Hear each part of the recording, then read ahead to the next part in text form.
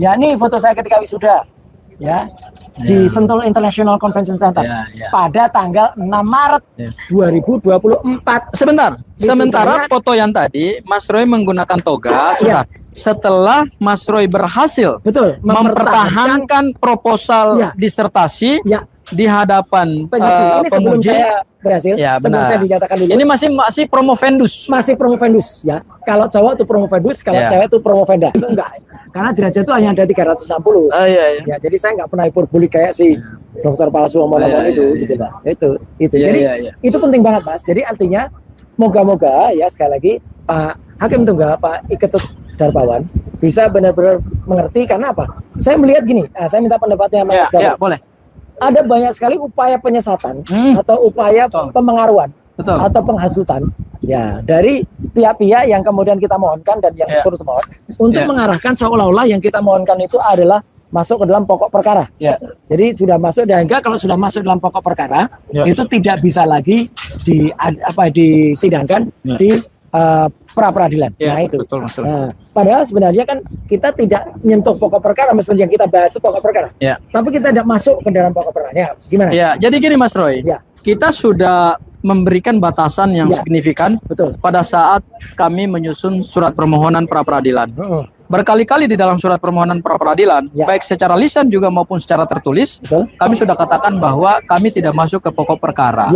Tetapi pengujian terhadap dua alat bukti itu memang agak sedikit menyerempet ke pokok perkara, karena tidak bisa dihindarkan. Itu kalau istilah anak-anak sekarang bicaranya di pinggir jurang. Nah, betul. Bahkan kakinya udah masuk ke jurang. Tetapi karakteristik dari pra-peradilan adalah dia mempersoalkan pokok perkara itu, tapi tipis-tipis aja. Tidak sampai pembuktian perbuatan ini terbukti atau tidak terbukti. Kita tidak membuktikan unsur pasal 32, tetapi kita mempersoalkan alat bukti. Kan alat bukti persoalkan harus melihat pada unsur pasal 32. Kan nggak mungkin kita mau bicara apa itu dokumen elektronik, apa itu surat elektronik, apa itu mengubah. Kalau kita nggak melihat unsur, nanti kita menghayal dong. Nah, jadi kalau dikatakan bahwa kita masuk ke pokok perkara, saya kira begini Mas Roy, itu hal biasa. Dan hakim pra-peradilan saya kira juga paham juga, karena selalu termohon dan turut termohon ketika di-challenge dalam pra-peradilan, selalu alasan mereka selama ini begitu. Jadi ini alasan klise sebenarnya. Klise, dan bisanya cuma itu. Bahkan yang lebih lucu lagi, yang ketika saya mendengar waktu itu, saya kan agak terlambat ketika ahli ya. Tapi saya masuk pada saat yang tepat. Ketika kemudian saya waktu itu baru pulang dari UNJ ya, ngambil ijazah asli ya. Ijazahnya asli itu ya. Sekarang termul lagi mempasalkannya. Nanti lama-lama saya dipermasalahkan. Oh itu kertasnya. Kemudian setelah disobek bukan tulisannya UNJAS, pokoknya nanti apa ini permasalahan para termul. Aduh, ada aja. Ada aja. Termasuk yang slip of tongue. Iya, termasuk slip of tongue. Lagi-lagi, memang saya di depan sini sempat slip of tongue. Waktu itu saya mengatakan bahwa saya itu melakukan ujian terbuka ya. Itu adalah pada tanggal 23 Januari. Nah, waktu itu saya bilang 2026. Padahal ini aslinya. Nah, ini Januari 2024. Oh iya ya, ada tanggalnya. Ada tanggalnya. Ini bulan Januari 2024. Ini sidang. Ini sidang terbuka. Sidang jadi terbuka. Oke lah, kalau ini waktu itu dikatakan Roy Suryo salah. Oke, saya slip of tongue di sini. Tapi kan tidak, slip of tongue kan tidak berarti adalah sesuatu itu dikatakan melanggar hukum dan palsu. Karena kemudian sidangnya, ujian terbukanya ada fotonya nih. Ini fotonya ketika sidang terbuka. Kebalik. Nah, gini. Ya jelas ya. Ini jelas tuh tanggalnya 23 Januari 2024 tuh agak ketutup. Jadi ini nama profesor-profesor yang ada. Dan kemudian dikatakan, masa wisudanya lebih dulu dari sidangnya. Ya makanya Tuhan Yang Maha Kuasa, Allah Subhanahu wa Ta'ala tuh memberikan kita tuh pikiran, otak itu untuk berpikir. Ya ini foto saya ketika wisuda. Ya. Di Sentul International Convention Center pada tanggal 6 Maret 2024. Sementara foto yang tadi Mas Roy menggunakan toga. Setelah Mas Roy berhasil mempertahankan proposal disertasi di hadapan ini sebelum saya berhasil, sebelum saya dinyatakan lulus. Ini masih promovendus. Masih promovendus ya. Kalau cowok itu promovendus, kalau cewek itu promovenda. Iya, betul. Kemudian Mas Roy dong mempertahankan disertasi dong. Diuji oleh dosen pembimbing, semuanya. Ada dosen B, ada dosen penguji, penguji, ada juga penguji luar, yang di luar dari UNC juga ada. Betul Mas Roy. Jadi semuanya ada. Saya biasa menghadiri sidang doktoral, jadi saya paham benar. Ini saya ketika sudah dinyatakan lulus. Nah berarti ini pada saat Mas Roy sudah diumumkan lulus bahwa saudara promovendus, saudara berhak menyandang gelar doktor atau DR dengan segala kewajiban yang melekat pada gelar tersebut. Betul. Nah kemudian ketika tadi di wisuda, ini foto wisudanya mana? Orang-orang tanya kan. Nih loh foto ketika saya wisuda. Lah. Soalnya ada yang mengatakan begini Mas Roy.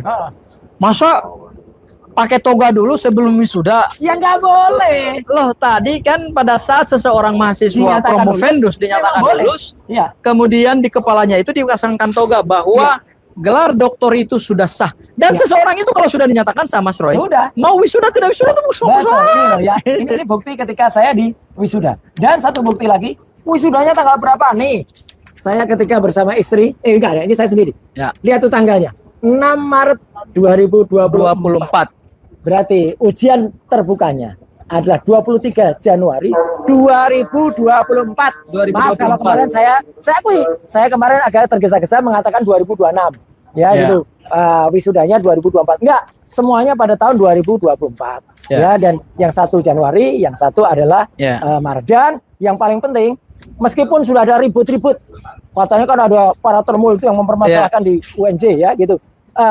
Alhamdulillahnya meskipun itu sudah ribut gitu, saya tetap pada tanggal 15 Juli kemarin saya tetap mengambil yang namanya ijazah, nilai ijazah asli.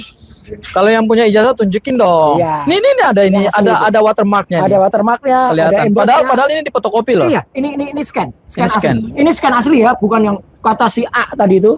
Ketika di acara alat besar, ini scan asli, cocok. Ternyata itu hanya modifikasi dari uploadingnya Dian Sandi. Kalau ini asli. Dan bukan hanya ini. Ini sebentar, saya mau uji dulu. Saya mohon maaf, saya mau uji dulu Mas Roy. Silakan. Pertama ada emboss. Ini ada embossnya ya. Ada watermark. Kemudian kedua ada watermark, Universitas Negeri Jakarta.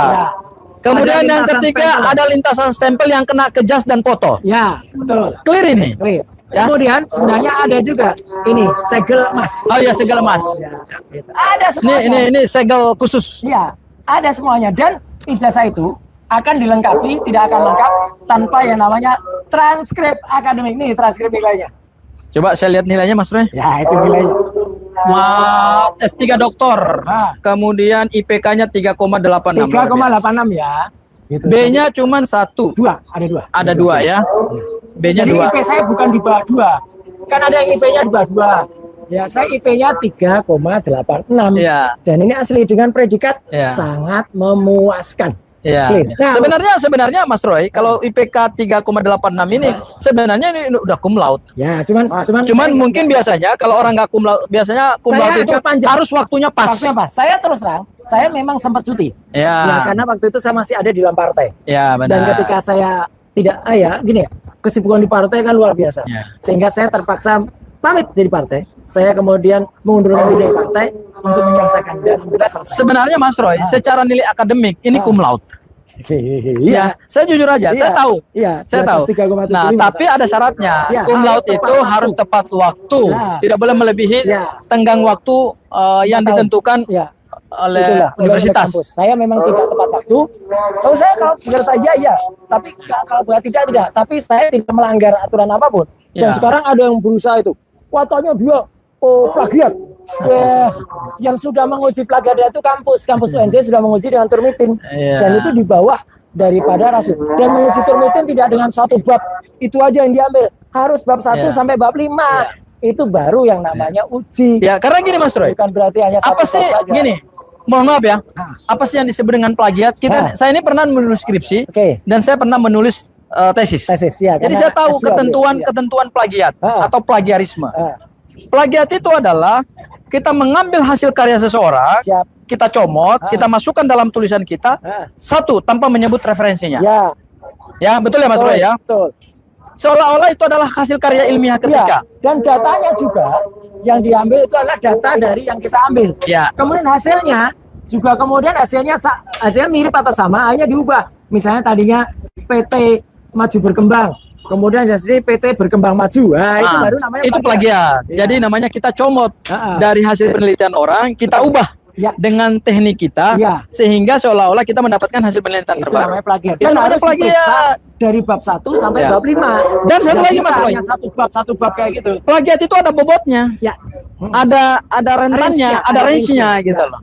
Kalau hasil dari UNJ sudah memastikan bahwa UNJ itu range saya kalau dicocokkan dengan namanya turmitin, ya itu maksimal berapa? Maksimal kalau UNJ itu 20%. Oh, 20% dari hasil karya ilmiah ya. Kalau saya memang kebetulan 17%. Jadi itu clear. Perkara ada kampus yang lain yang itu di bawah 10%, ya itu silakan, itu kampus lain. Karena gini Mas Roy, namanya dalam kita menulis, kadang-kadang kita terbawa dalam tulisan seseorang, sehingga kita membangun argumentasi yang mungkin mirip dengan orang tersebut dan kita tidak sebut, tapi itu ada batas toleransinya. Betul. Dan ada batas toleransinya. Landasan teori, misalnya dari siapa? Itu harus kita bunyikan juga di situ. Betul. Dan nggak bisa kita mengambil teori misalnya dari Wilbur, kemudian di sini kita ubah menjadi Burwil. Nggak boleh. itu pelanggaran akademik. Kasihan orang yang sudah menghasilkan karya itu gitu. Dan plagiarisme lagi satu lagi adalah kita lihat pada catatan kaki. Betul. Kalau yang dikutip itu tidak catatan kakinya atau tidak ada dalam daftar pustakanya. Betul. Jadi menentukan suatu plagiarisme itu karena gini, untuk dunia pendidikan, plagiarisme adalah dunia kejahatan yang luar biasa. Persis. Dan sekarang itu yang lagi coba di jahat ya, lagi coba dikejar, lagi dimirip-miripin. Contoh lagi, ini bukan plagiat tapi mungkin sudah tapi lupa. Adalah nama orang yang namanya Pak Kasmujo. Ya, Pak Kasmujo itu katanya adalah dosen pembimbing. Ya. Waktu itu sebelum diributkan dia bilang itu dosen pembimbing skripsi. Iya, betul. Bola-balik. Padahal tidak ada nama Kasmujo di skripsi. Iya. Tidak ada sama sekali. Yang ada adalah nama Profesor Dr. Ahmad Sumitro. Betul. Itu pun ditulis Profesor Dr. pada skripsi yang konon katanya tahun 85. Padahal Profesor Dr. Insinyur Ahmad Sumitro itu baru dikukuhkan jadi profesor itu pada bulan Maret tahun 86. Beliau belum mengucapkan pidato guru besarnya. Jadi ini lain ya. Sebelum saya dikukuhkan sebagai atau diwisuda sebagai doktor atau dipastikan sebagai doktor, itu juga tidak boleh menggunakan toga. Baru ketika sudah lulus baru saya menggunakan toga. Perkara wisudanya kapan? Oh, itu persoalan teknis, itu persoalan teknis. Tapi kan yang penting ketika seorang promovendus berhasil mempertahankan karya disertasinya dalam sidang terbuka dan kemudian mendapatkan penilaian dan kemudian hasil putusan rapat dewan penguji bersama promotor, kan ada promotor kopromotor. Ada penguji dalam, penguji luar, dan hasil keputusannya adalah disertasi tersebut diterima sehingga promovendus dinyatakan lulus dengan gelar doktor dan berhak menyandang gelar itu selesai. Betul. Makanya waktu itu putusan hukumnya itu. Makanya produknya itu nanti bisa diambil kapan aja. Makanya kan produknya kan orang bilang kan kemudian mana kok ijazahnya baru diambil sekarang. Ya nggak apa-apa. Saya Mas Roy, mohon maaf, saya belum doktor, tapi saya sering menghadiri sidang doktoral. Jadi saya tahu gitu loh. Jadi setelah dinyatakan lulus itu memang kita pegang ini. Ini namanya surat tanda lulus. Oh iya. Perhatikan baik-baik kalimat saya ketika yang dipermasalahkan waktu itu ya. Saya waktu itu jelas betul mengatakan, mana anunya? Saya mengatakan, ini ijazah S1 saya. Kalimat saya begitu. Ini ijazah S2 saya. Saya mengatakan begitu. Dan ini S3 saya. Saya nggak bilang ijazah. Dan ini S3 saya. Perhatikan lagi kalimatnya. Jadi nggak ada yang kemudian saya mengatakan ini ijazah saya. Enggak, saya tahu ini bukan ijazah. Mas Roy, mohon maaf. Saya waktu lulus S1 pertama kali dari UI. Saya juga dikasih ini juga surat tanda lulus. Dan semua mahasiswa, bukan mahasiswa ya. Semua yang sudah dinyatakan lulus itu sebelum dicetak ijazahnya dikeluarkan ini tanpa batas waktu. Betul. Artinya kita juga boleh ngambil kapan saja. Boleh ngambil kapan saja. Dan itu digunakan untuk melamar kerja. Kan para baik ke pemerintah, baik ke swasta. Itu ijazahnya pasti cetak baru itu. UNJ harus bertanggung jawab. Cetak baru gimana? Ini tanggal 31 Januari tahun 2024. Baru ini kemudian. Itu. Tuh. Mas Roy lulus bulan Januari juga dinyatakan lulus itu sidang serat terbuka 23 Januari. Oke, berarti benar. Ini 31 Januari. Benar. Saya wisudanya Maret. Oh iya, Maret. Dan benar. tidak mungkin ini sudah dicetak kalau kita belum membereskan semua syarat. Syarat akademik, Syarat akademik. syarat administratif. Betul. syarat finansial. Ya, itu ada semua. Makanya saya wisuda. Nggak boleh orang wisuda kalau misalnya dia belum lulus atau belum bebas perpustakaan istilahnya. Belum bebas pembayaran, nggak boleh. Ini yang mempersoalkan orang yang nggak ngerti sebenarnya. Ya, tapi ya udahlah. Dia boleh-boleh aja dia sok-sok ngaku ngerti, sok ngaku sebagai wakil alumni. Ya kita lihat saja lah nanti. Tapi Mas Roy, aku ingin kembali lagi kepada Pak Kasmojo tadi. Oh iya, ini menarik. Karena akulah yang membaca berita acara pemeriksaan. Subscribe, share, like, and comment. Subscribe, share, like, and comment. Subscribe, share, like, and comment. Subscribe, share, like, and comment. Subscribe, share, like, and comment.